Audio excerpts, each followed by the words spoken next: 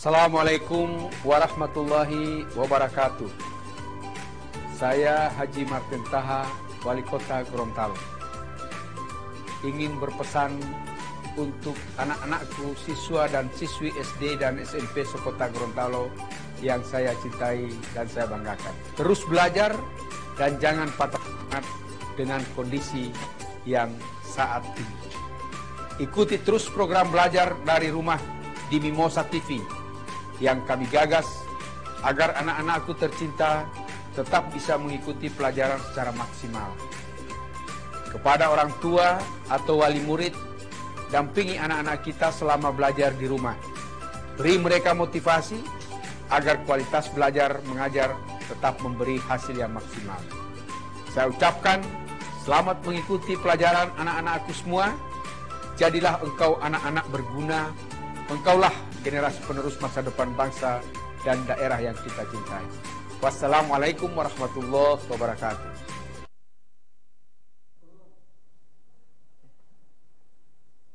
Assalamualaikum warahmatullahi wabarakatuh. Baik adik-adik yang ada di rumah, hari ini kita bertemu lagi dalam acara belajar dari rumah bersama Smart City kerjasama Mimosa TV dan Dinas Pendidikan Kota Gorontalo. Baik adik-adik semua yang ada di rumah, semoga siang ini adik-adik dalam keadaan sehat dan siap untuk mengikuti pembelajaran hari ini.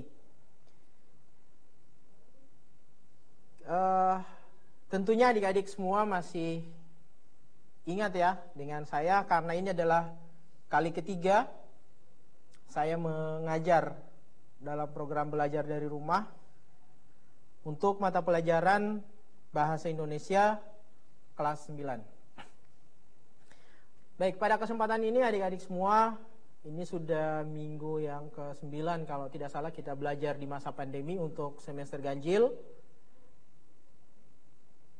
Adik-adik masih dengan aktivitas yang sama, adik-adik semua belajar dari rumah di bawah bimbingan guru dan kontrol orang tua. Meskipun dalam masa pandemi ini adik-adik tetap semangat, tidak pantang menyerah, dan tetap terus menyelesaikan tugas-tugas yang diberikan oleh guru-guru dari masing-masing sekolah. Baik adik-adik semua, mungkin ada yang baru mengikuti dan bertemu dengan saya, jadi saya perkenalkan diri. Nama saya Risman Laya, saya hari-harinya itu adalah pengajar di SMP Negeri 5 Gorontalo. Nah, pada hari ini, siang hari ini, kita akan sama-sama belajar mengenai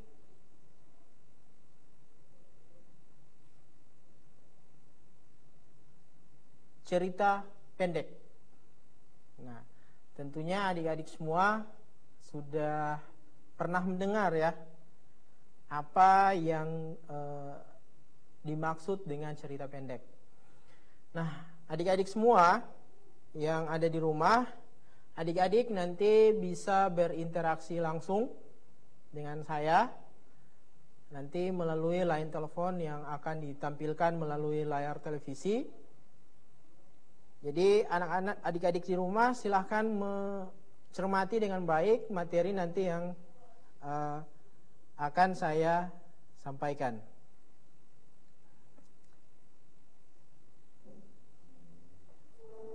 Nah, adik-adik di rumah, kita siang ini seperti yang saya sampaikan tadi akan belajar tentang cerita pendek. Nah, cerita pendek itu adalah salah satu materi dalam bahasa Indonesia dari bagian sastra. Nah, cerita pendek sendiri dia berbentuk prosa ya, adik-adik, berbentuk prosa atau berbentuk cerita. Nah, pada siang hari ini kompetensi dasar yang akan kita pelajari yaitu adalah menelaah struktur dan aspek kebahasaan cerita pendek. yang dibaca atau didengar. Jadi adik-adik semua akan belajar tentang struktur dan aspek kebahasaan cerita pendek yang dibaca atau didengar.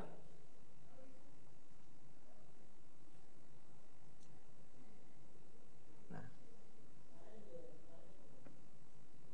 adik-adik semua yang ada di rumah, jadi dalam kesempatan ini, siang ini, adik-adik akan belajar tentang struktur. Ya. Seperti apa struktur cerpen. Kemudian yang berikut, seperti apa kebahasaan dalam cerpen. Ya. Jadi itu adik-adik semua yang akan kita pelajari hari ini. Tentunya akan ditambah dengan satu materi lagi yang dimana ketika kita belajar tentang prosa atau sastra dalam bentuk cerita, yaitu kita akan belajar tentang unsur intrinsik dari cerpen.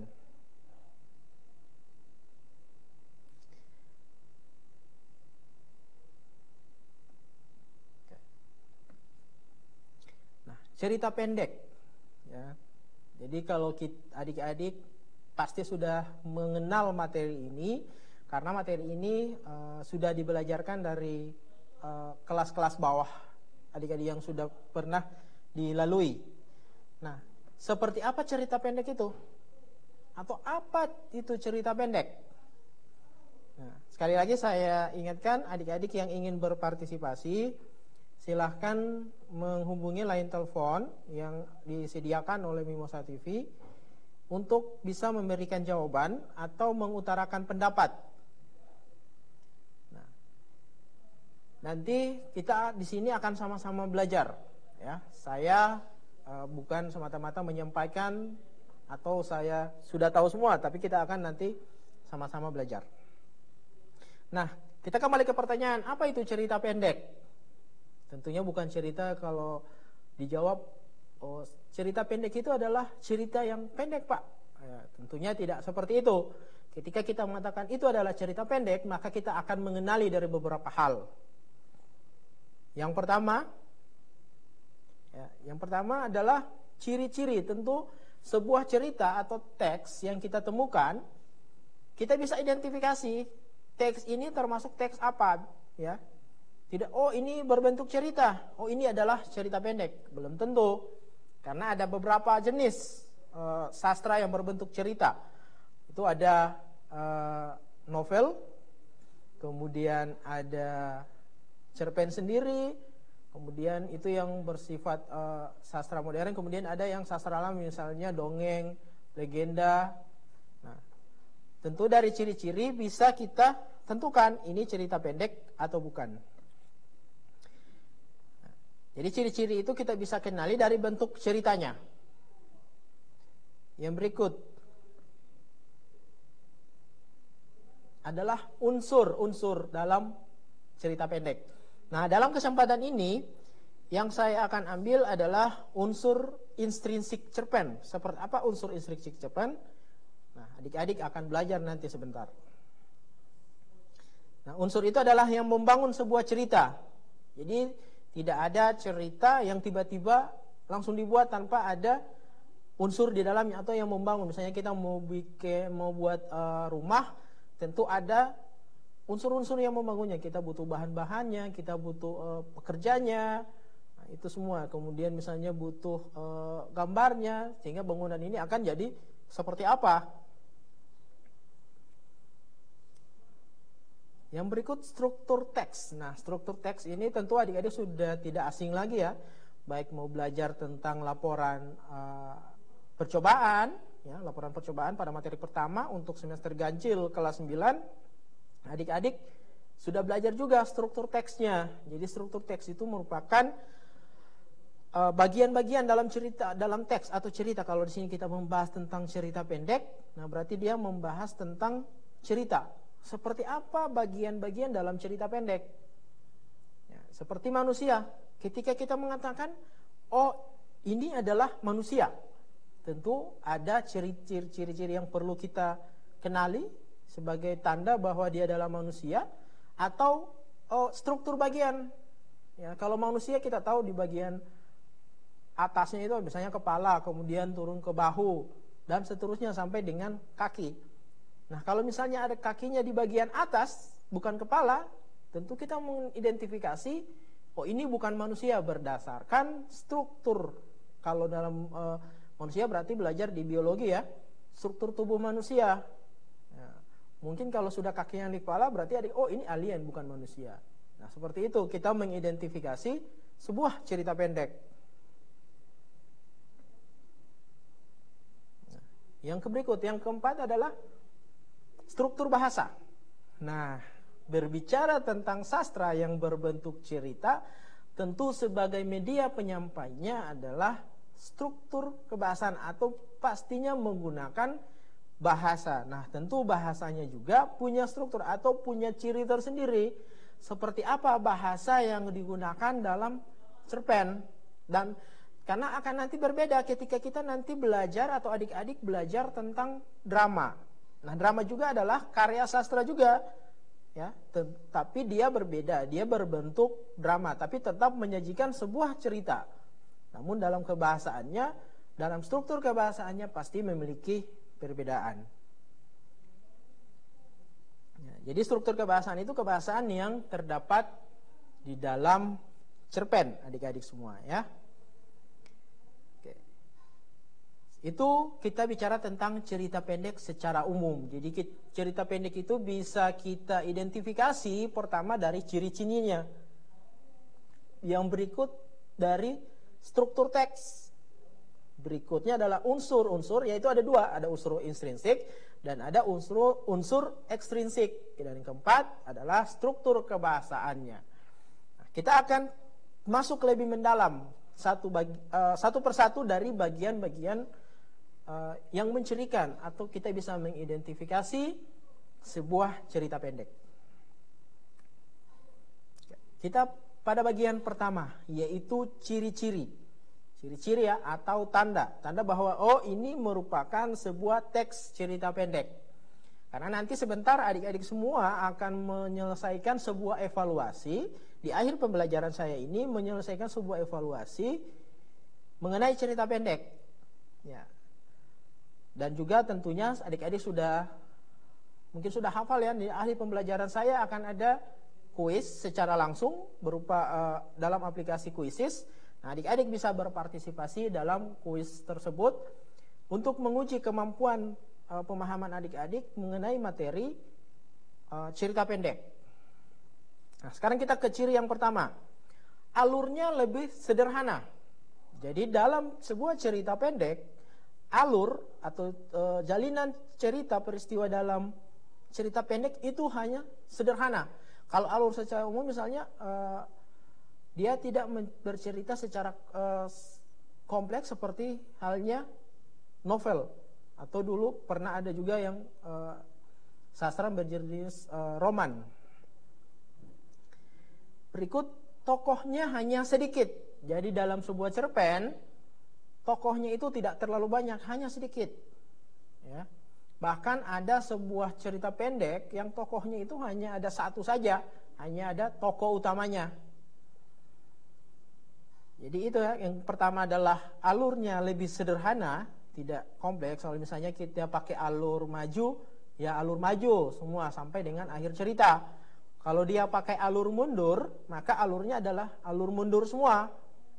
Ya, kalau sudah menggunakan gabungan itu berarti ceritanya sudah panjang. Jadi hanya memilih salah satu di antara itu. Yang ketiga adalah watak dan tokoh diterangkan atau diceritakan secara singkat.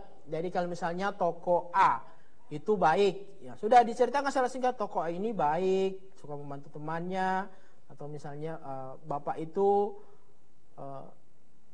suka menolong tetangga-tetangganya. Jadi langsung saja, dia tidak menceritakan, dijelaskan secara luas watak dan tokoh, langsung diperkenalkan. Berikut, latar hanya dilukiskan sesaat dan dalam lingkup yang relatif terbatas. Latar tentu, seperti apa latar itu? Kalau adik-adik yang belum tahu, latar ini apa ya? Nah, kita sebentar akan belajar seperti apa latar, dan latar ini masuk dalam bagian mana. Jadi latar hanya dilukiskan sesaat, ya, dilukiskan atau dideskripsikan. Misalnya ya, contoh kalimatnya, meskipun terik matahari, dia tetap terus mengayuh sepeda tuanya. Jadi kita tahu latar di situ yang diambil adalah latar waktu, yaitu di siang hari. Kemudian yang berikut terdiri dari 3 halaman. Nah, ini sudah paling panjangnya ya, 3 halaman. Ada yang bahkan cerpen itu hanya 1 kalimat. Ya, saya pernah mengikuti sebuah pelatihan menulis cerpen yang cerpennya itu hanya 1 kalimat, adik-adik semua. Dari kalimat itulah kemudian ceritanya akan terjalin. Tentunya ceritanya berdasarkan interpretasi atau penafsiran dari pembaca. Kemudian hanya habis dibaca dalam sekali duduk. Jadi artinya ceritanya itu hanya sekali duduk saja, adik-adik sudah duduk baca, sudah ceritanya selesai. Berbeda ketika kita membaca sebuah novel. Nah, tentunya kalau hanya sekali duduk ya duduk, tapi dari pagi sampai mungkin sore atau berjam-jam. Tapi kalau cerpen yang artinya artinya sekali duduk itu adalah tidak butuh waktu lama. Mungkin setengah jam, 20 menit, 5 menit sudah selesai. Berikut hanya ada 1 plot atau alur ya. Seperti saya sampaikan tadi, alurnya ada berhubungan dengan ciri yang pertama, yaitu alurnya lebih sederhana. Nah, di bagian akhir ditegaskan kembali bahwa hanya ada 1 plot atau alur. Jadi hanya ada 1, maju atau mundur, kemudian hanya 1 plot atau jalinan peristiwa yang membuat jalinan cerita itu terus berjalan hingga akhir. Nah, itulah ada ciri-ciri dari cerpen, adik-adik semua. Sekali lagi saya ingatkan, apabila adik-adik punya pertanyaan, silakan menyampaikannya melalui line telepon. Tentunya ingat ya adik-adik, pertanyaannya ditulis dulu di buku, kemudian nanti sudah siap, silakan adik-adik langsung sampaikan biar nanti tidak mengalami kendala saat menyampaikan. Ya, adik-adik semua yang ada di rumah, kita akan lanjut pada bagian yang kedua. Tadi ciri-ciri sudah. Jadi sebuah cerpen itu alurnya sederhana, tokoh dan watak disampaikan secara sederhana juga, jadi tidak kompleks atau meluas. Yang berikut adalah unsur cerpen. Nah, saya sampaikan tadi unsur cerpen itu ada 2, yaitu unsur ekstrinsik dan intrinsik. Nah, yang kita ambil adalah unsur intrinsik cerpen dulu untuk pertemuan hari ini. Jadi seperti apa unsur intrinsik cerpen? Kita lihat yang pertama, tema. Adik-adik semua yang ada di rumah, tentunya ketika adik-adik berhubungan dengan kegiatan tulis-menulis, yang pertama adik-adik harus kenal adalah tema. Nah, tema ini merupakan landasan kita dalam menulis sebuah tulisan, baik itu berita, iklan, ini materi-materi bahasa Indonesia, baik dari kelas 7, kelas 8, dan 9. Adik-adik tentunya sudah kenal juga dengan beberapa jenis teks, baik ada teks argumentasi, eksemplum, teks laporan. Ya. Jadi adik-adik kalau rajin terus menulis, maka adik-adik sudah menciptakan berbagai jenis tulisan, mulai dari berita, pantun, hingga adik-adik untuk semester ganjil ini pun di kelas 9 adik-adik sesuai dengan tuntutan kompetensi dasar, yaitu adik-adik mampu menulis sebuah cerpen. Ya. Jadi adik-adik harus mampu menulis sebuah cerpen. Nah, apa itu tema? Adik-adik, kita kembali ke tema. Tema itu dasar atau ide cerita. Jadi ketika adik-adik mau menulis cerpen, ada dasarnya dulu. Tidak ada cerita langsung ditulis saja. Ya, tentunya ada dengan kecuali mungkin orang yang sudah profesional, tapi tentunya tetap ada tema yang sehingga dia menggugah perasaannya untuk menulis sebuah cerita. Nah, kita tahu bersama bahwa karya sastra itu lahir, baik dia puisi, baik dia yang berbentuk puisi, prosa, dan drama, itu semuanya lahir, ditulis oleh penulis dengan maksud. Jadi ada tujuan kepada pembaca. Makanya ada yang namanya nanti adalah pesan yang ingin disampaikan oleh penulis dengan berdasarkan tema yang ia tulis. Jadi tema itu adalah dasar atau ide cerita. Misalnya adik-adik mau menulis sebuah cerpen. Yang kedua adalah tokoh. Nah, ini adik-adik sudah tahu tokoh itu apa? Pelaku ya, pelaku dalam cerita. Jadi kalau kita bayangkan menulis cerpen itu, kalau kita imajinasikan, adik-adik seperti membuat sebuah arena pertunjukan dan membuat tokoh-tokoh sendiri. Oh, tokoh A, dia punya karakternya baik. Tokoh C, oh dia punya karakter baik, setengah jahat. Kemudian ada karakter D, oh D ini yang misalnya yang jadi tokoh yang jahat. Nah, tokoh dan penokohan. Ya, tokoh dan penokohan ini adalah pelaku dan karakter tokoh. Jadi adik-adik harus membuat tokoh dan karakternya. Tidak ada tokoh yang tidak ada karakter. Jadi penokohan itu bagaimana penulis menggambarkan karakter tokoh. Nah, penulis menggambarkan karakter tokoh ini ada bisa dilakukan dalam berbagai hal. Misalnya diceritakan langsung, misalnya Agus merupakan siswa yang rajin di sekolahnya. Dia tidak pernah datang terlambat dan selalu mengerjakan semua tugas-tugas yang diberikan oleh guru. Agus pun sangat jarang terlihat menyakiti atau bahkan tidak pernah menyakiti perasaan temannya. Jadi diceritakan tokoh itu dari penceritaan secara dari orang lain ya. Nah, kalau misalnya secara langsung misalnya diceritakan tokohnya. Misalnya di bentuk ceritanya adalah aku hari ini merasa tidak enak. Tadi aku sempat menyenggol temanku sehingga dia jatuh. Padahal dia sedang membawa makan siangnya. Sehingga semua makan siangnya berserakan di lantai. Nah, diceritakan dari pengakuan sang tokoh sendiri ya adik-adik semua yang ada di rumah. Ya. Kemudian yang berikut alur atau plot. Nah, ini alur atau plot. Ya. Alur secara umumnya kita ketahui bahwa alur itu ada maju, ya, alur maju artinya menceritakan tokoh, sebuah orang tokoh dengan pengaturan waktunya itu adalah maju dari. Artinya kalau kita gambar secara umum dia dari kecil dewasa, ya.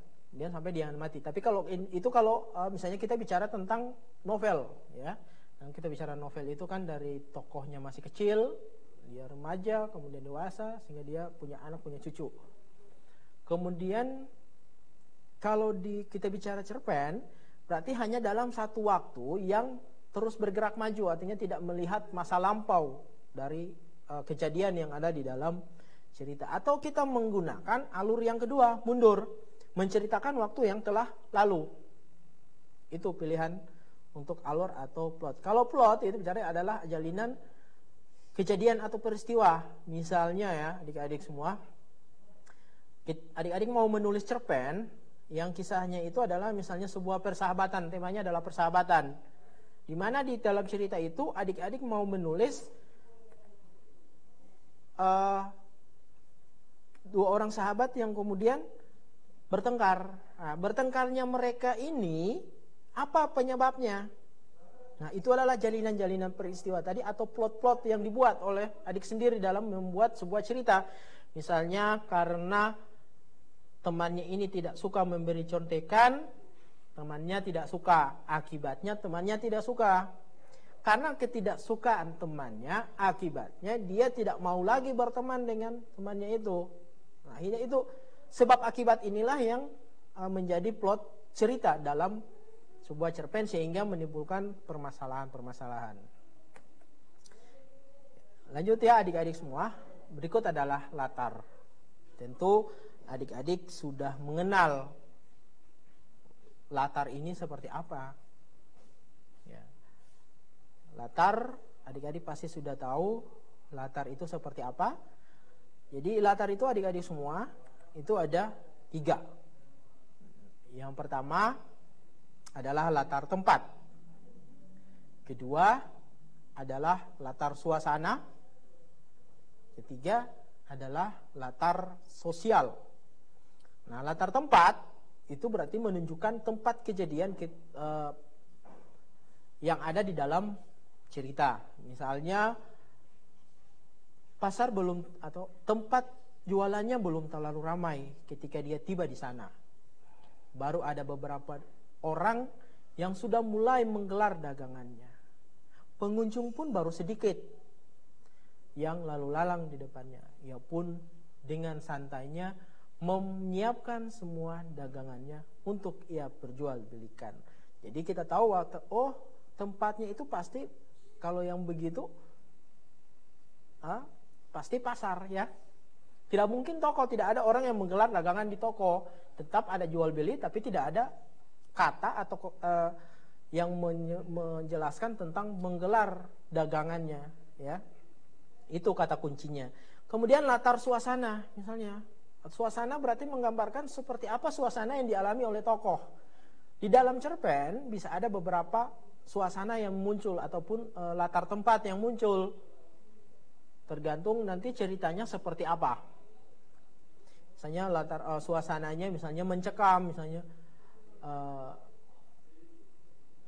petir menyambar silih berganti. Aku harus terdiam di sini di halte sekolah menunggu jemputan. Ayahku katanya sudah berada di jalan. Jadi itu menyatakan ya tentu adik sudah pernah terjebak ya dalam suasana seperti itu, yang sudah petir, gelap, hujannya deras. Nah, itu contoh latar suasana. Kemudian ada latar sosial. Nah, latar sosial ini menceritakan misalnya ada cerita yang menceritakan seorang anak jalanan. Nah, berarti latar sosialnya gitu ya, latar sosial yang ada. Misalnya berarti ini menceritakan tentang masyarakat yang hidup kurang mampu. Gitu. Berikut sudut pandang adik-adik semua ya. Jadi unsur yang kelima adalah sudut pandang atau point of view. Sudut pandang ini adalah bagaimana seorang penulis masuk ke dalam ceritanya atau dia bertingkah sebagai apa. Karena apabila adik-adik yang hobi membaca ya, membaca cerita, ada bisa ditemukan aku ya, aku berarti kalau saat menulis cerita itu maka penulis menjelma menjadi tokoh aku ini, berarti dia seolah-olah menceritakan dirinya sendiri. Aku ya, aku adalah anak yang besar di kalangan masyarakat bawah misalnya begitu. Sehari-hari pekerjaan orang tuaku adalah bertani. Pekerjaan yang tidak menentu, yang ditentukan oleh iklim, misalnya begitu ya contoh ceritanya. Kemudian ada juga yang menceritakan misalnya dia menceritakan dia temanku yang sangat baik. Misalnya kata dia ini berarti dia menceritakan orang lain. Ya, dalam sudut pandang dalam sastra itu ada orang pertama dan ada orang ketiga. Dulu pernah ada ya orang pertama, orang kedua, dan orang ketiga. Orang pertama itu dia menggunakan aku, ya, kemudian orang kedua menggunakan dia atau mereka, kamu, dan orang ketiga itu menggunakan nama. Nah, ketika kita menulis sebuah cerita, misalnya orang pertama, ketika kita merujuk ke orang lain, maka dia tetap merujuk juga adalah orang kedua, misalnya dia. Jadi secara tidak langsung kita menggunakan orang kedua sehingga ada beberapa teori yang mengeluarkan orang kedua. Oke. Jadi itu ya adik-adik unsur yang kelima. Jadi adik-adik semua nanti kita akan lanjutkan kembali tetap dalam acara belajar dari rumah bersama Smart City kerjasama Mimosa TV dan Dinas Pendidikan Kota Gorontalo.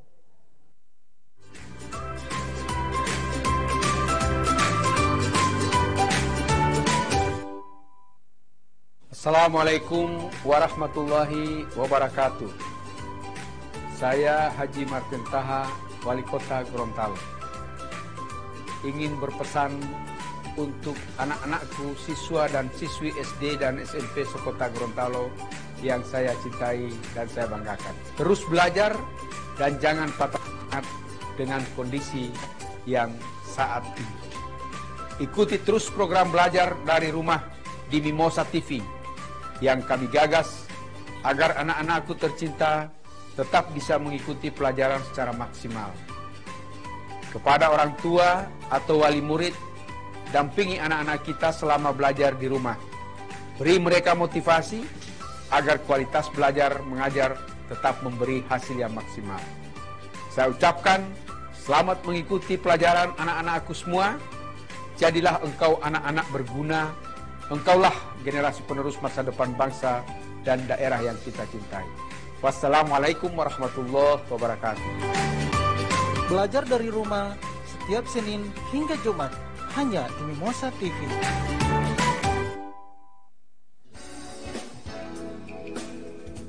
Bapak ini yang jaga kerja-kerja ini, atur kasar ini, Pak Marti Ustaz, orang sama segera menyesuaikan, orang hanya buka 1 jam. Kemudian ini orang hanya menghadirkan Pak Ustaz, dan ini orang akan ajak para milenial untuk bagaimana bisa menikmati obrolan-obrolan santai sambil menikmati kajian-kajian yang ada. Manusia itu tidak bisa luput dari aktivitas mengejar dunia, kan?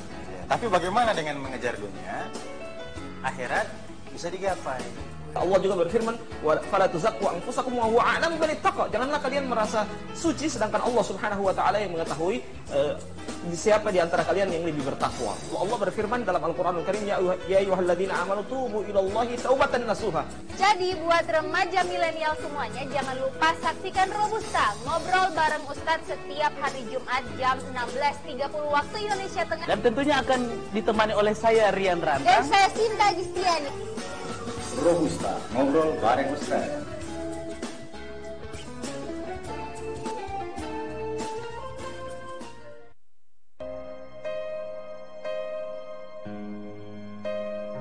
Kak, aku emang pacaran, tapi pacaranku syar'i kok.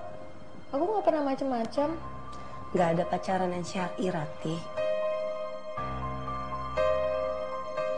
Aku belum siap. Kamu juga nggak pernah kelihatan nyiapin apa-apa. Kan abang kecean. Jangan Ratih pacaran. Enggak. Kalau kamu terusin hubungan kalian, itu bukan cinta namanya.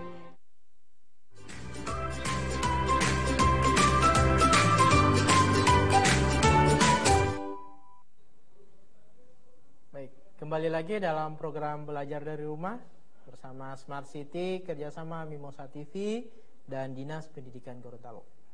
Kita lanjutkan kembali ya materinya adik-adik. Jadi sekali lagi adik-adik bisa berinteraksi langsung dengan saya apabila ada yang ingin disampaikan.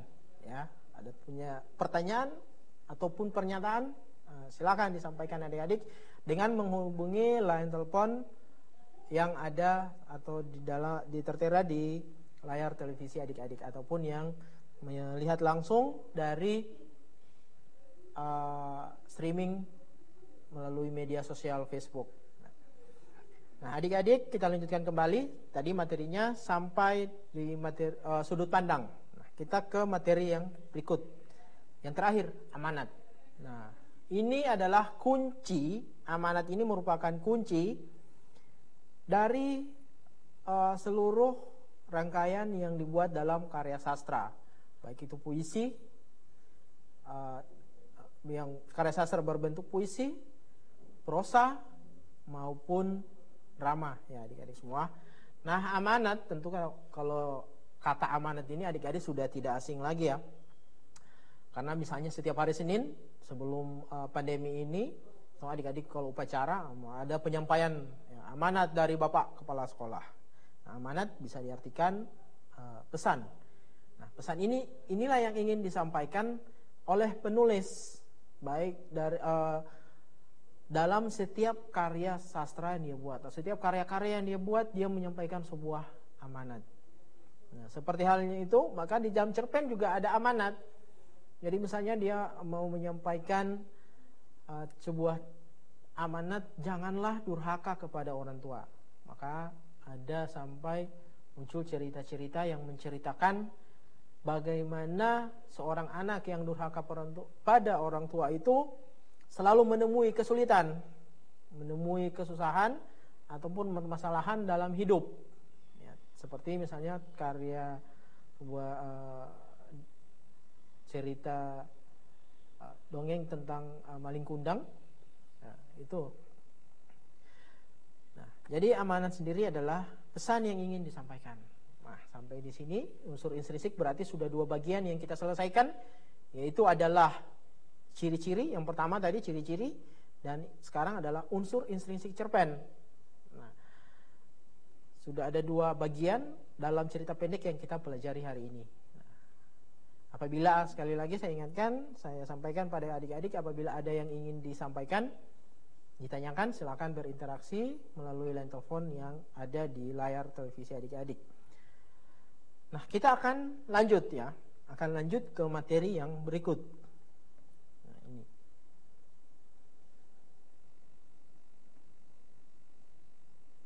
Kita ke struktur teks cerpen. Nah, ini sudah masuk ke inti ya. Kompetensi dasar tadi adalah menelaah struktur. Nah, struktur seperti apa struktur cerpen? Ya, seperti struktur cerpen itu sendiri, kita akan lihat satu persatu. Yang pertama adalah orientasi. Ya, orientasi. Bagian pertama adalah orientasi. Kemudian yang kedua, komplikasi.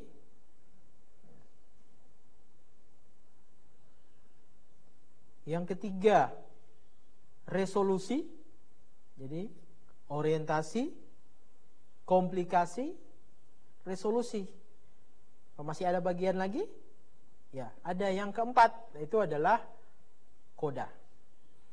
Nah, adik-adik tentu ada yang sudah tahu, oh saya tahu orientasi ini, komplikasi ini, resolusi ini, koda ini. Karena adik-adik yang duduk di kelas 9 sekarang tentunya sudah melalui kelas 8 ya, di kelas 7 ya. Di kelas 7 ada pada materi semester 2 atau genap materi tentang fabel ya, cerita hewan. Ya, ini yang adik-adik bisa sama strukturnya ya. Ada orientasi, ada komplikasi, ada resolusi, dan ada koda. Jadi ketika adik-adik sudah paham benar 4 bagian ini, maka adik-adik akan mudah mencermati sebuah teks, baik itu fabel, cerpen, ataupun teks-teks yang lain. Kita lihat akan satu persatu bagian itu. Pertama, apa itu orientasi? Nah, adik-adik, kalau ada yang bisa langsung interaksi, mungkin ada yang bisa menjawab apa itu orientasi. Nah, tentunya adik-adik bisa menuliskan jawabannya di buku terlebih dahulu, kemudian nanti disampaikan, biar nanti tidak mengalami kendala saat menyampaikan jawaban. Kemudian saya ingatkan kembali, nanti di akhir pembelajaran ini akan ada seperti biasa kuisis yang akan saya gunakan, dan 1 buah evaluasi untuk menguji pemahaman adik-adik semua mengenai materi cerita pendek. Nah, kita kembali ke materi. Apa itu orientasi, adik-adik semua yang ada di rumah? Orientasi, ya kalau kita telah dari kata, tentu adik-adik ketika masuk pertama kali di sekolah menengah pertama ada yang namanya MPLS, ya, masa pengenalan lingkungan sekolah, atau yang sebelumnya itu namanya adalah MOS, atau masa orientasi siswa. Ada kata orientasi. Nah, orientasi itu punya atau bersinonim atau memiliki makna, itu adalah pengenalan. Nah, apa itu orientasi dalam cerita pendek ini? Apa yang dikenalkan? Apa yang perlu kita kenal dalam cerita pendek? Ya, jadi dalam sebuah cerita pendek yang perlu kita kenal yaitu adalah tokoh dan setting. Atau dikenalkan tokoh atau latar, setting sini latar ya, latar tempat, tokohnya siapa dan latarnya apa, ya, begitu misalnya ya. Contoh, ya. Perhatikan contoh berikut. Ara adalah nama panggilanku. Nama panggilanku lengkap adalah Cemara. Aku mempunyai seorang ibu yang sangat baik. Aku juga mempunyai seorang kakak yang baik dan cantik. Nah, dikenalkan tokoh. Jadi tokoh di sini siapa? Ya, tokohnya Ara atau nama panjangnya adalah Cemara. Ya, dia punya ibu dan dia punya kakak. Nah, ini yang contoh misalnya yang dikenalkan adalah tokoh. Bisa ya adik-adik semua yang ada di rumah. Itu tentang orientasi. Jadi orientasi itu pengenalan. Yang dikenalkan itu adalah tokoh dan latar. Sekarang yang kedua. Tadi bagian yang kedua adik-adik masih ingat ya? Setelah orientasi yaitu adalah setelah dikenalkan. Jadi cerita itu, cerita pendek, nanti kalau adik-adik membuat cerita pendek atau membaca sebuah cerita pendek, pertama itu pasti berisi pengenalan. Pasti ada tokohnya langsung disebut, dikenalkan di situ tokohnya. Bagaimana pribadi tokoh, bagaimana latar dalam cerita itu. Nah, setelah dikenalkan, maka akan masuk ke bagian yang berikut. Pengenalkan sudah, berarti masuk ke bagian berikut. Yaitu apa? Komplikasi. Apa itu komplikasi? Komplikasi di sini bukan penyakit. Oh, komplikasi itu penyakit, Pak. Saya dengar ayah saya itu penyakitnya komplikasi. Nah, bukan ya? Bukan itu yang dimaksud dalam komplikasi dalam cerita pendek. Kalau komplikasi yang adik misalnya sampaikan seperti itu, berarti itu adalah kumpulan beberapa penyakit yang sudah bergabung dalam satu tubuh manusia. Jadi adik-adik, apa itu komplikasi? Nah, komplikasi itu memuat problem atau masalah atau persoalan dalam sebuah cerita.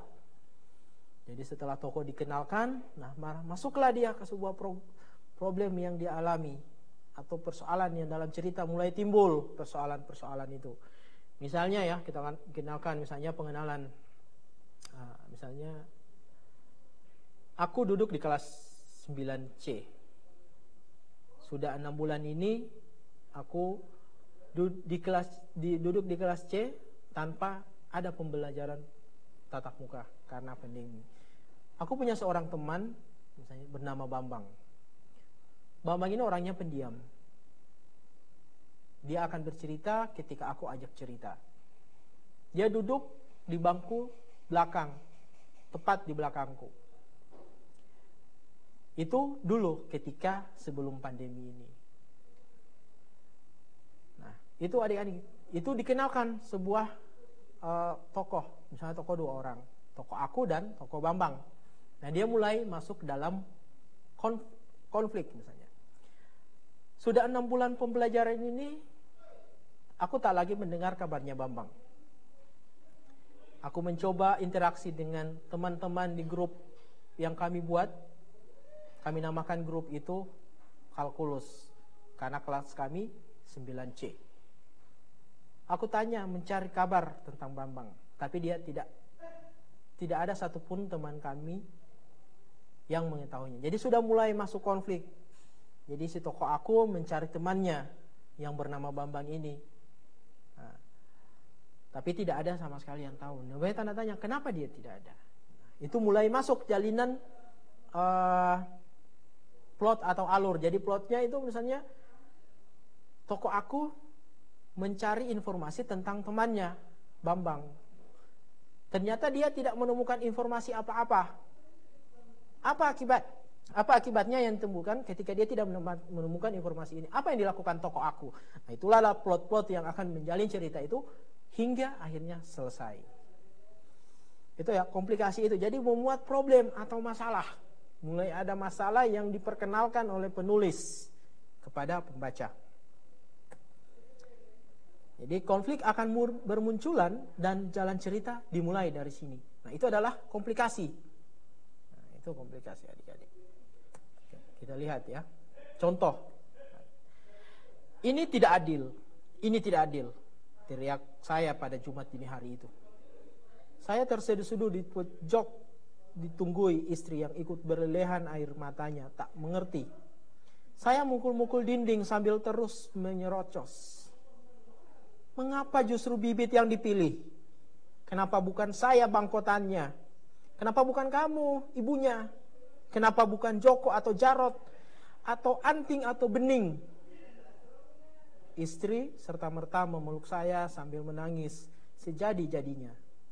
Sesungguhnya semesta ini digelar berdasarkan peri kemanusiaan, sesungguhnya semesta ini digelar berdasarkan peri kemanusiaan atau peri ketuhanan. Bibit satu-satunya harapan saya di dunia harus saya buang. Jika dia sudah saya buang dan tidak lagi merupakan bagian dari saya, tidak ada lagi alasan bagi malaikat Israel memburunya. Ini sebuah cerpen berjudul Dinding, ya, karya Donarta. Ini contoh, ya. Jadi dari cerita ini kalau adik-adik baca, maka mulai ada permasalahan. Kenapa? Kalau kita lihat, oh ini ada misalnya, ternyata ini adalah tokoh utama yang kehilangan seseorang, ya, yaitu tokoh Bibit. Nah, Bibit ini kalau kita cerna dari kalimat dalam cerpen, ada paragraf 2, mengapa justru Bibit yang dipilih? Kenapa bukan saya bangkotanya? Bangkotanya berarti dia bapaknya. Kenapa bukan kamu ibunya? Kenapa bukan Joko atau Jarot atau Anting atau Bening? Berarti anak-anaknya semua. Nah, dia menyebut tokoh Bibit ini yang artinya tokoh aku ini sangat marah atau merasakan kekecewaan, ya, ketika tokoh Bibit ini meninggal. Itu komplikasi, ya adik-adik semua. Nah, setelah komplikasi tadi, bagian komplikasi masuk ke bagian ketiga adalah resolusi atau pemecahan masalah atau jalan keluar untuk konflik yang ada pada komplikasi. Jadi permasalahan pada komplikasi, nah pada bagian resolusi ada solusi atau dipecahkan permasalahan itu. Ya. Contohnya adalah ada pepatah yang bilang bahwa kesibukan bisa membuat kita lalai dari kesedihan dan keresahan hati kita. Dan ternyata itu benar. Kesibukan yang kujalani sebagai layouter cukup menguras hati dan pikiran. Bayang-bayang sang pendamping hidup, serta bayang-bayang sang anak yang tidak terlalu sering menghantuiku, membuat air mata menetes di mataku. Jadi misalnya tokoh tadi yang kehilangan anaknya, kemudian ternyata di sini juga kehilangan istrinya, maka itu menyebabkan kesedihan yang mendalam pada sang tokoh aku. Resolusinya ternyata apa? Disampaikan bahwa dengan menyibukkan diri, tokoh aku ini menjalani kehidupannya sebagai author, sebuah kesedihan itu lambat laun dia lupakan. Nah, dibuatlah resolusi yang seperti itu adik-adik semua. Nah, setelah ada resolusi itu, maka ada bagian terakhir atau penutup, ya, yang disebut dengan koda. Koda ini adalah bagian akhir cerita, ya, yang menutup akhir cerita. Baik berakhir sedih, bahagia, atau bahkan menggantung. Nah, kalau kita baca cerita karya-karya yang penulis yang sudah profesional, adik-adik semua, maka ada beberapa cerita yang menggantung. Pertanyaan, kenapa digantung seperti itu, Pak? Bukan, oh kayak digantung seperti jemuran biar cepat kering, ya. Tentunya tidak, ya. Tentunya penulis punya tujuan tersendiri kenapa cerita itu digantung. Nah, pertama, akhir cerita dikembalikan kepada pembaca sendiri. Seperti apa nanti pembaca meneruskan cerita itu? Nah, jadi apakah itu nanti dibuat bahagia atau sedih? Nah, itu dikembalikan kepada pembaca. Nah, penulis membuat seperti itu. Nah, itulah adalah 4 bagian struktur teks cerpen. Nah, sekarang yang bagian terakhir adik-adik semua adalah bagian kebahasaan. Bagaimana struktur bahasa dalam cerpen. Nah, adik-adik semua, yang pertama adalah memuat kata sifat yang mendeskripsikan pelaku seperti penampilan fisik, juga kepribadian tokoh yang diceritakan dalam cerpen. Nah, jadi di sini kata sifat untuk mendeskripsikan tokoh. Karena kita mendeskripsikan penokohan karakter, maka perlu ada kata-kata yang mendeskripsikan itu. Terutama adalah kata sifat. Ya, misalnya, sosoknya tinggi atau perawakannya gagah, rambutnya beruban dan sifat tokoh-tokoh lainnya. Yang berikut, memuat kata keterangan untuk mendeskripsikan latar tempat dan suasana. Contoh, di pagi hari yang cerah. Kemudian disambung apa ya? Di kebun bambu yang rimbun dengan dedaunan lain sebagainya. Nah, itu ya. Jadi mendeskripsikan latar. Jadi kata keterangan. Misalnya di pematang sawah aku terus melangkahkan kaki sambil menikmati pemandangan yang indah. Misalnya begitu ya. Kalau yang misalnya tinggal di dekat persawahan, atau mungkin yang pernah pergi ke tempat wisata sekarang yang lagi viral itu ya. Tapi viralnya di Gorontalo. Itu wisata pertanian di Kelurahan Huntu Selatan. Berikut menggunakan kalimat langsung dan tidak langsung. Nah, kalimat langsung dan tidak langsung itu dalam cerpen ya. Jadi tandanya adalah misalnya contoh, saya ingin lagu Ganding Jawa. Nah, diberi dalam tanda petik, berarti ada kalimat langsung, seolah-olah disampaikan langsung oleh sang tokoh. Atau kedua, kalimat tidak langsung, dia minta ditukar saja dengan Gending Jawa. Nah, itu contohnya. Jadi yang bagian pertama adalah contoh kalimat langsung, dan bagian kedua adalah contoh kalimat tidak langsung. Yang berikut, bisa menggunakan gaya bahasa yang bersifat konotasi, seperti pucuk langit ya, berarti itu menggambarkan, misalnya dia menggambarkan ujung langit itu berarti ujung kita melihat angkasa. Atau memanggang bus, terik matahari memanggang bus yang aku tumpangi. Memanggang itu berkonotasi kalau yang bisa dipanggang itu kan hanya makanan, bukan bus. Dan jadi seolah-olah memang sinar matahari memanggang atau bis, seperti halnya makanan. Bajing loncat ya, adik-adik, ini adalah sebutan untuk yang orang-orang yang suka merampok muatan mobil, truk. Kemudian dan mulut terminal. Nah, mulut terminal bukan terminalnya yang punya mulut. Ya, tentunya mulut terminal di sini adalah pintu masuk terminal. Berikut, bahasa yang digunakan tidak baku dan tidak formal. Jadi di dalam sebuah cerpen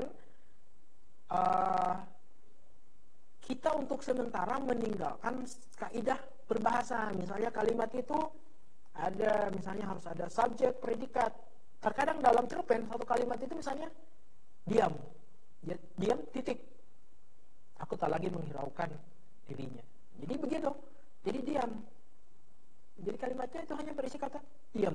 Jadi beri titik, lanjut lagi. Aku tak lagi menghiraukan segala perkataannya. Aku terus melangkahkan kaki, meninggalkan tempat itu. Begitu. Jadi tidak ada formal atau yang bersifat kebahasaan murni ya dalam cerpen. Atau juga tidak baku.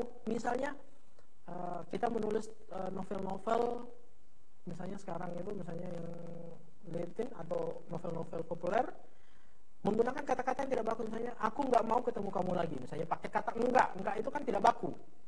Atau misalnya adik-adik menulis sebuah cerpen yang mengambil tema misalnya kearifan lokal, menulis tentang apa yang ada terjadi di Gorontalo menggunakan bahasa Gorontalo.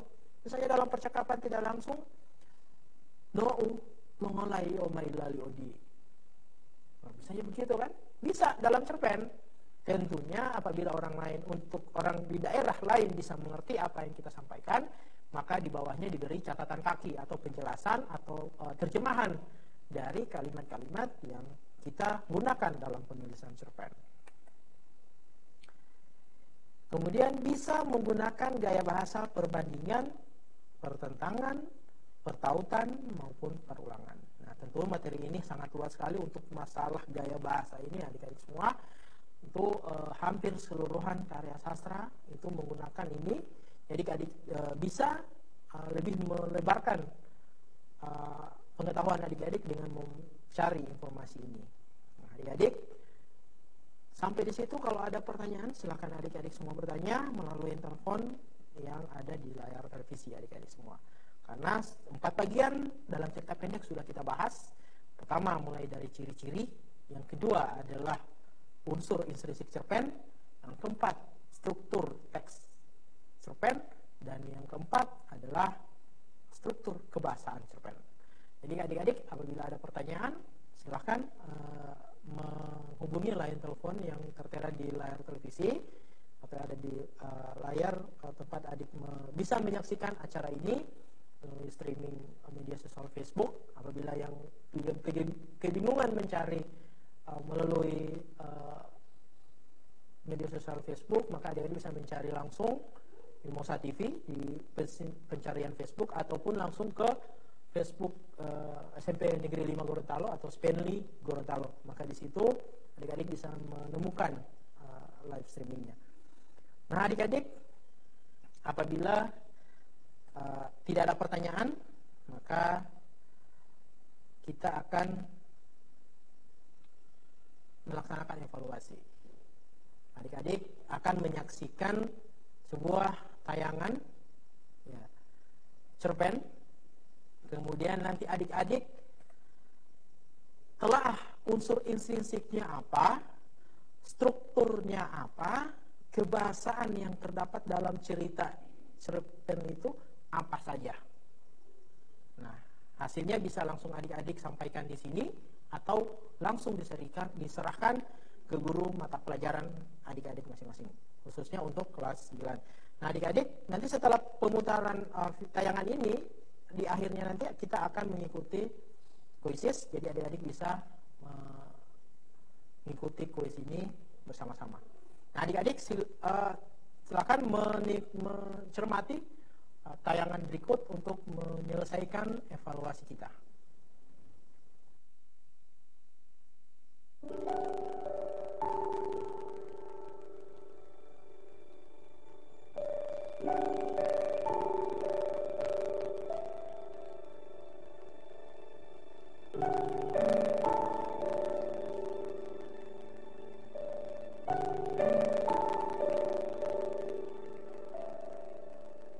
Seperti yang sudah seharusnya, pada hari baik itu, saya mati.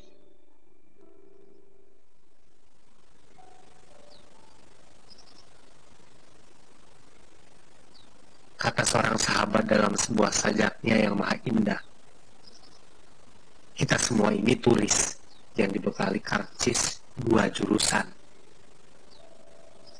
Dan tentunya, pikir saya, kita tidak boleh menyia-nyiakan tiket pulang itu.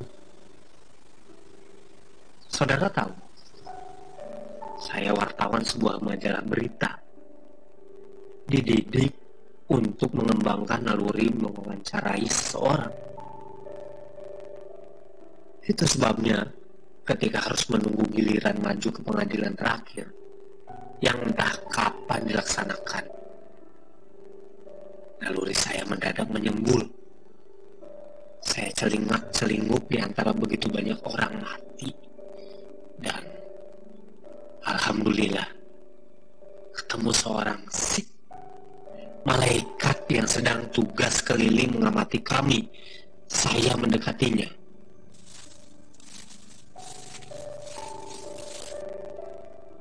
Kalau boleh tanya, apa saya bisa menemui kakek kami? Malaikat semua baik ternyata. Ia memegang bahu saya. Sorot matanya menimbulkan suasana sejuk, sehingga saya berpikir sudah berada di sorga. Tetapi kan belum ada keputusan saya nanti dikirim kemana. Supaya tidak kelihatan konyol, sebagai wartawan, saya lanjutkan pertanyaan saya. Boleh ya, Mas? Aku kaget sendiri ketika menyebutnya Mas. Tapi malaikat itu memang baik. Saya tidak bisa menerka umurnya. Dan lagi, apa malaikat punya umur? Saudara pasti tahu, saya meninggal ketabrak angkot ketika sedang naik motor melaju ke sebuah rumah sakit untuk besuk seorang rekan yang sedang koma. Malaikat itu tahu siapa saya. Ya, itu jelas. Saja, kenapa tidak? Mau wawancarakan? Mari, saya antar ke sana. Ia benar-benar malaikat baik. Setelah sampai di tujuan, Ia menuding ke arah seseorang yang lagi duduk di bawah sebuah pohon, lalu segera meninggalkan saya. Saya mendadak jadi kikuk, kaget dan kikuk. Kenapa kesempatan serupa ini tidak pernah saya dapatkan ketika masih jadi wartawan? Saya pun mendekati kakek kita itu. Siap-siap pertanyaan apa yang akan saya ajukan. Dan ketika sudah dekat dengannya, saya berhenti. Saya timbang-timbang lagi, apa jadi mewawancarainya atau tidak. Terus terang, saya takut mengganggunya. Soalnya, tampak kakek kita itu sedang mengunyah-unyah buah kuldi. Saya tidak melihat nenek kita dan ular itu. Entah di mana mereka. Tidak perlulah saya melakukan investigasi. Toh, Red Bell tidak akan bisa lagi memarahi saya. Namun, bagaimanapun, saya harus melakukan wawancara. Itu bagian hidup saya.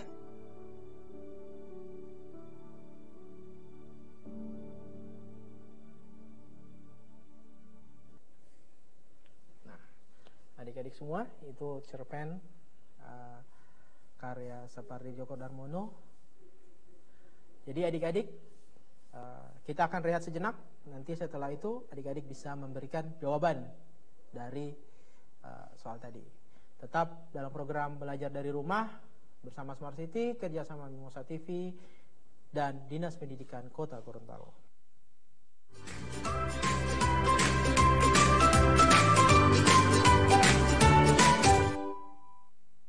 Assalamualaikum warahmatullahi wabarakatuh. Saya Haji Martin Taha, Wali Kota Gorontalo.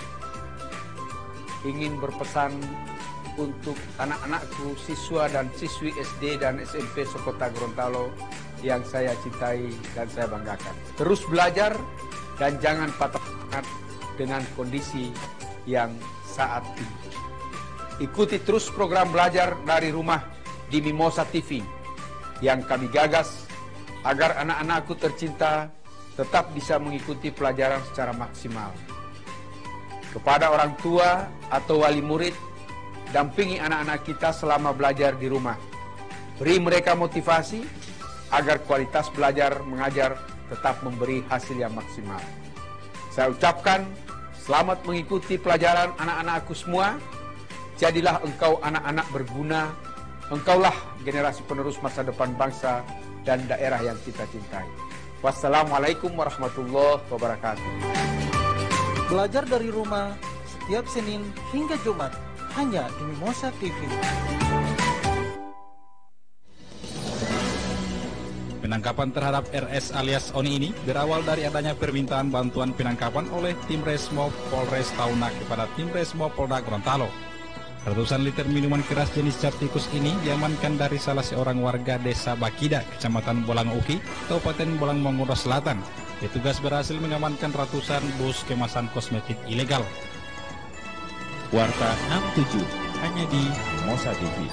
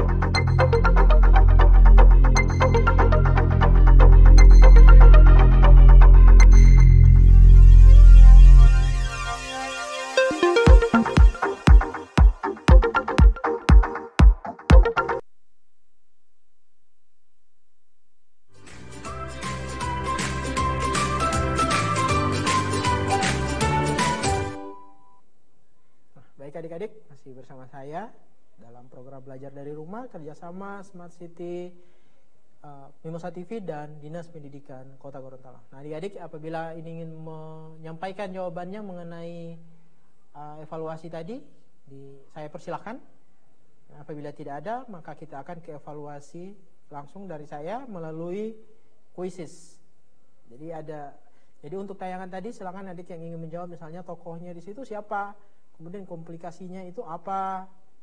Nah, apabila adik-adik tidak bisa untuk tersambung, adik-adik bisa menuliskan itu semua di buku pelajaran adik-adik, kemudian nanti disampaikan kepada guru mata pelajaran. Jadi untuk sekarang kita ke quizzes, adik-adik bisa masuk seperti biasa, joinmyquiz.com. Dan kodenya itu adalah 851187. Silakan adik-adik untuk masuk mengikuti kuis. Jadi sekali lagi adik-adik bisa masuk melalui joinmyquiz.com dengan kodenya adalah 851187 dengan format seperti biasa, nama kemudian nama sekolah. Biar nanti kita bisa lihat bersama bagaimana nanti adik-adik dalam memahami cerita pendek. Jadi bisa kita asumsikan juga ini adalah kompetisi adik-adik yang ada di siswa kelas 9 yang ada di Kota Gorontalo maupun yang bisa mengakses layanan ini atau program ini. Jadi bisa sekaligus ikut bersama. Jadi silakan mengakses kuis ini atau evaluasi ini melalui joinmyquiz.com. Adik-adik semua, saya beri waktu 5 menit untuk bisa masuk karena ini sudah berada di penghujung acara, jadi adik-adik agar segera ikut bergabung. Dengan format adik-adik bisa menuliskan nama lengkap ataupun nama panggil juga boleh, kemudian diikuti dengan sekolah. Bisa juga ditambah misalnya bagus, nama tempat, nama pendek, kemudian kelasnya apa, misalnya Risman 9C Spendu atau SMP 2. Karena ini tidak terlalu format, adik-adik bisa menyingkat sekolahnya atau SMP 1. Nah, ini beberapa adik-adik yang sudah berhasil bergabung dari SMP 1. Banyak ya adik-adik SMP 1, semangat sekali untuk masuk. Dan ada SMP 2. Ada juga SMP Negeri 3 Gorontalo. Banyak. Oke. Jadi adik-adik meskipun siang ini kita tetap semangat belajar ya. Ini ada adik SMP 1. Ya, silakan ngajin terus. Ya, jadi Naila Bajewer ya, ini Ketua OSIS SMP Negeri 5 Gorontalo sudah bergabung. Semoga nanti bisa mendapat peringkat 1 ya. Adik Ketos, adik Nai. Silakan masuk adik-adik semua melalui Join My Quiz dengan kode 851187.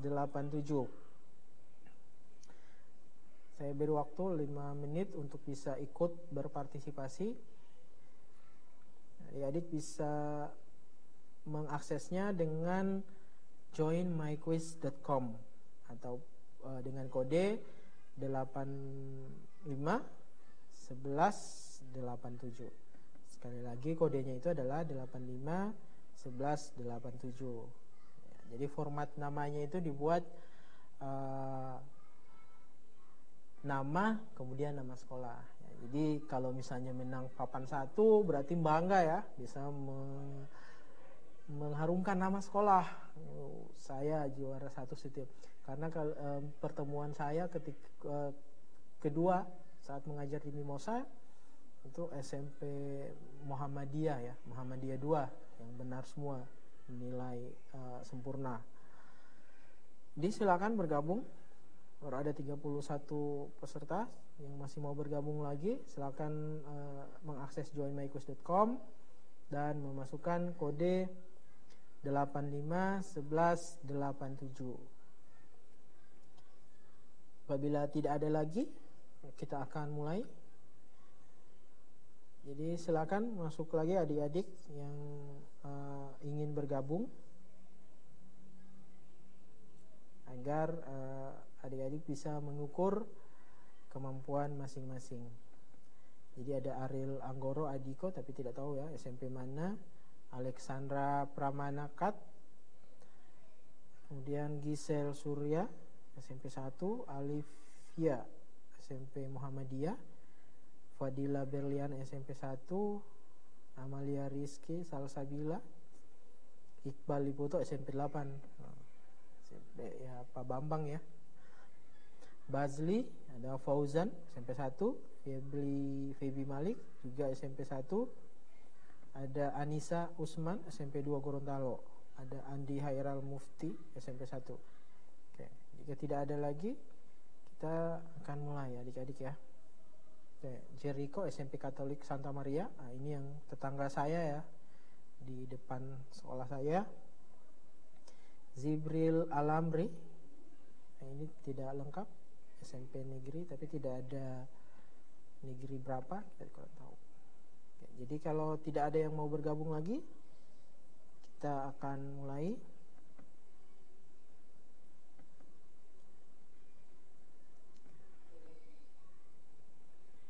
Tidak ada lagi yang bergabung ya adik-adik, maka kita segera mulai untuk kuis hari ini.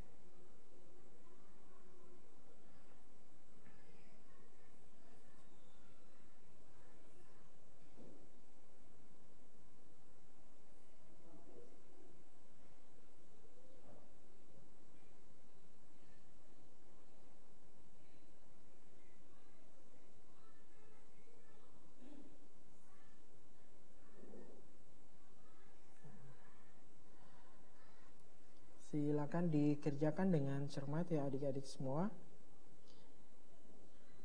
biar mendapatkan hasil yang baik ya. Oke.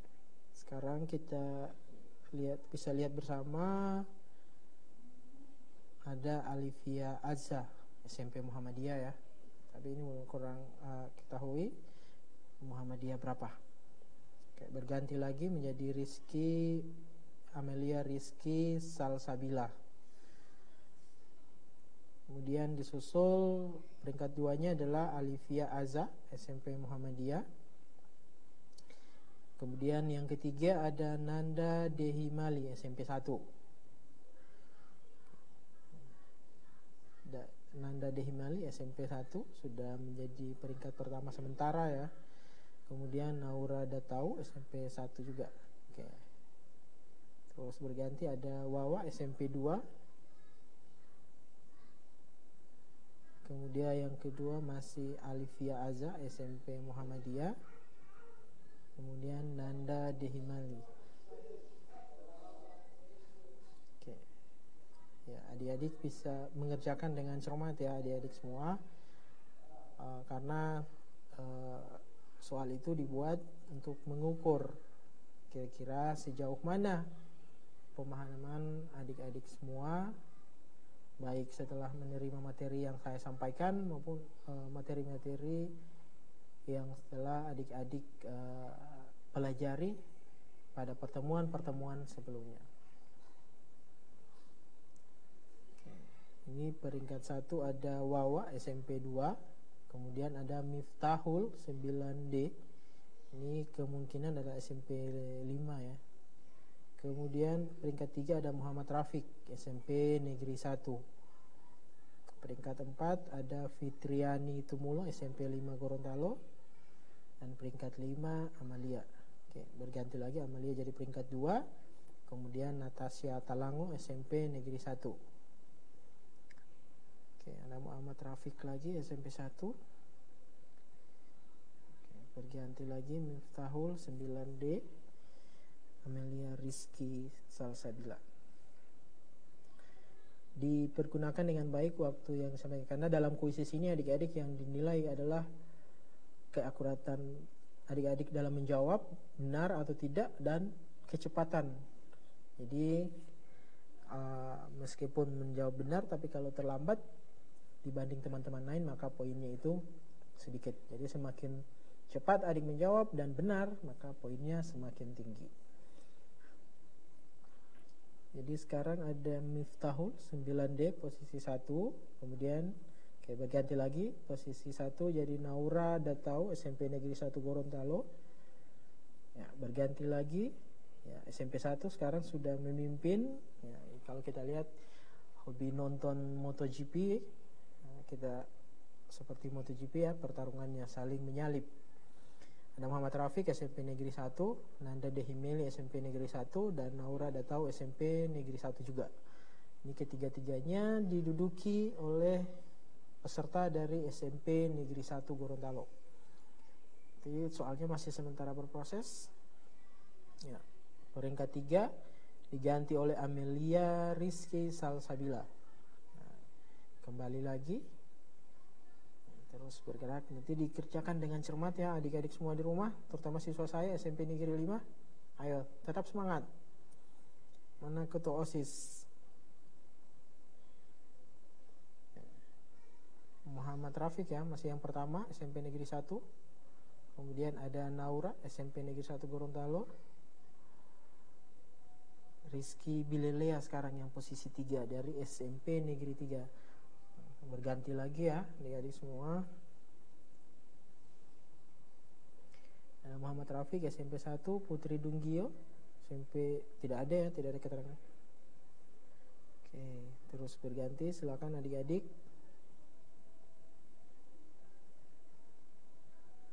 Muhammad Rafiq yang masih dalam posisi 1. Kemudian ada Nanda Dehimali SMP 1. Ada Putri Dunggio. Ada Naura Datau SMP 1. Rizky Bilalea SMP Negeri 3. Ada Gisel Surya SMP 1. Amalia Rizky Salsabila. Kita tunggu sampai nanti ada yang mendapatkan nilai akhir atau kuis ini berakhir. Muhammad Rafiq ya SMP 1. Terus berganti. Sudah ada 41 pemain atau peserta. Nanda Dehimali dari SMP 1. Yang lain ini sudah hampir menyelesaikan, namun banyak kesalahan jawaban sehingga poinnya itu di bawah.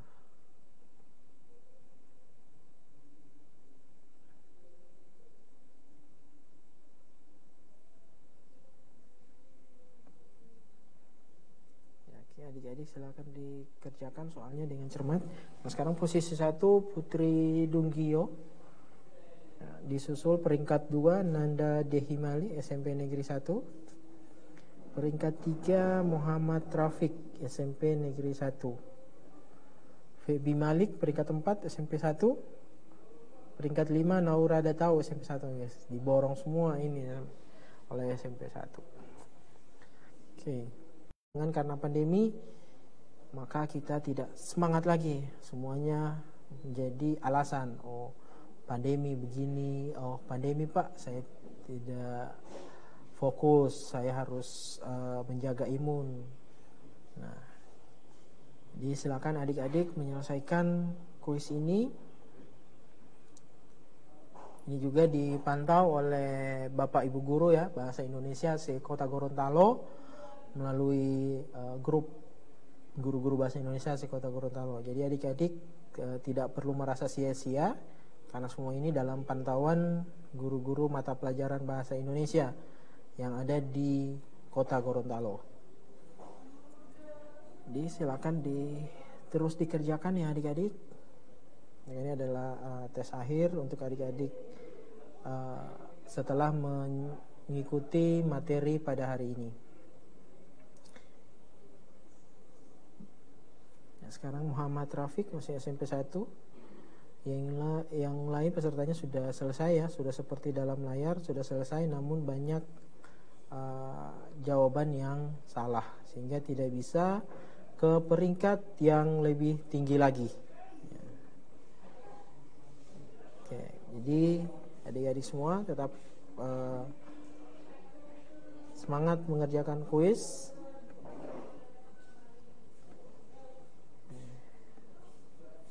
Oke, waktunya sudah hampir selesai ya adik-adik semua.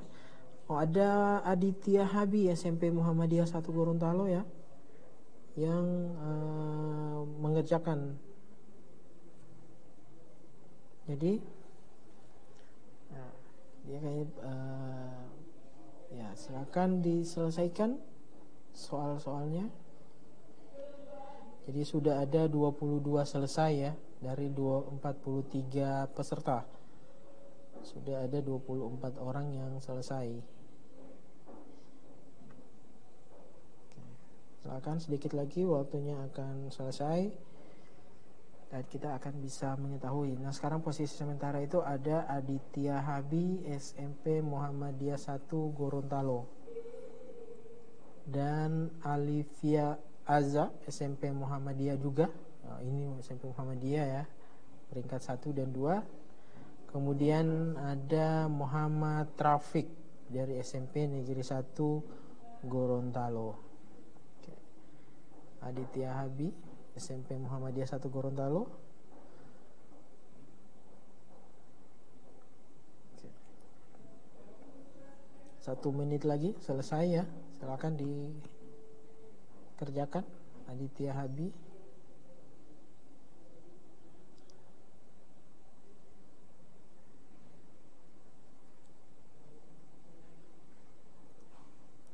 Jadi sudah ada 29 peserta selesai dari 43 peserta yang sempat berpartisipasi dalam program belajar dari rumah hari ini untuk mata pelajaran bahasa Indonesia.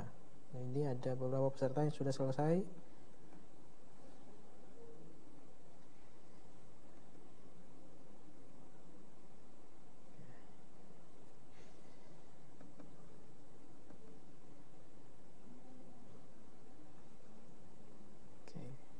Aditya Habi SMP Muhammadiyah 1 Gorontalo ini sepertinya akan jadi pemenang dengan nilai sempurna lagi.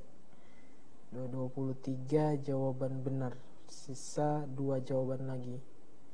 Sisa 2 nomor lagi ya dari semua.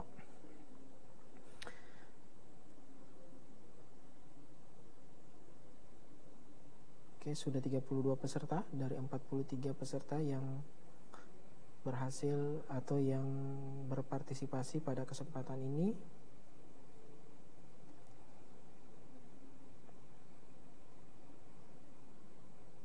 Dan saya ingatkan kembali adik-adik yang ada di rumah bisa menyetorkan hasil yang sudah diselesaikan mengenai cerpen tadi.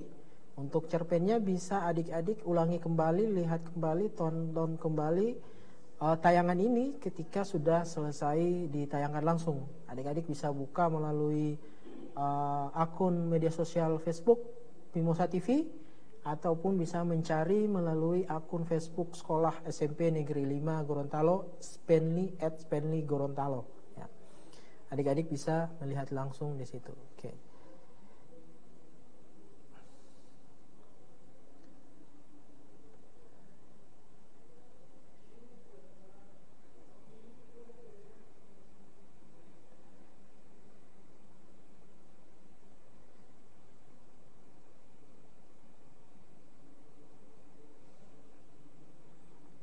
Nah, baik adik-adik semua, kita sudah punya pemenangnya. Pemenang pertama adalah Aditya Habi ya dari SMP Muhammadiyah 1. Ya, seperti kata tadi berarti Aditya Habi menyelesaikan semua soal dan berhasil menjawab benar semua soal yang diberikan dalam kuis hari ini. Kemudian disusul oleh Alivia Azza SMP Muhammadiyah juga dengan ketepatan itu nilainya itu 72%. Dia berhasil menjawab benar sebesar 72% dari seluruhan soal yang ada. Kemudian peringkat 3 ada Muhammad Trafik SMP Negeri 1 Gorontalo. Jadi kita berikan 2 jempol ya untuk ketiga pemenang hari ini adik-adik semua. Jadi untuk pertemuan ketiga saya mengajar di Mimosa, pemenangnya masih berasal dari SMP Muhammadiyah 1. Pada pertemuan sebelumnya, kedua ketika saya mengajar, juga masih dari SMP Muhammadiyah. Nah, kita lihat insya Allah umur panjang pada pertemuan keempat saya, dari sekolah mana yang bisa meraih posisi 1. Jadi adik-adik semua, kita simpulkan kembali bahwa pembelajaran kita hari ini tentang cerpen. Sebelum adik-adik menulis cerpen nanti pada pertemuan yang berikutnya, adik-adik perlu menentukan ciri-ciri, kemudian unsur intrinsiknya, kemudian adalah struktur teks cerpen, dan kebahasaan cerpen. Jadi adik-adik semua bisa kita review kembali bahwa pertemuan hari ini untuk pelajaran bahasa Indonesia itu adik-adik bisa, untuk cerpen adik-adik bisa dengan menelaah kembali strukturnya. Yang pertama adalah orientasi, kemudian ada komplikasi, benar, berikut ada resolusi dan koda. Jadi itu ya adik-adik semua. Untuk lebihnya adik-adik bisa langsung bertanya kepada guru mata pelajaran mengenai ada pertanyaan ataupun tugas tadi. Jangan lupa diserahkan kepada guru mata pelajaran masing-masing ya adik-adik. Adik-adik bisa melihat tayangan ulang lagi dari acara ini melalui laman media sosial Mimosa TV ataupun melalui beranda media sosial SMP Negeri 5 Gorontalo. Jadi itu untuk hari ini adik-adik yang ada di rumah. Saya ingatkan kembali bahwa adik-adik jangan lupa mematuhi protokol kesehatan ketika beraktivitas di rumah. Yang pertama, adik-adik jangan lupa memakai masker apabila ada keperluan ke sekolah ya. Jangan lupa pakai masker. Kemudian tetap menjaga jarak dengan teman.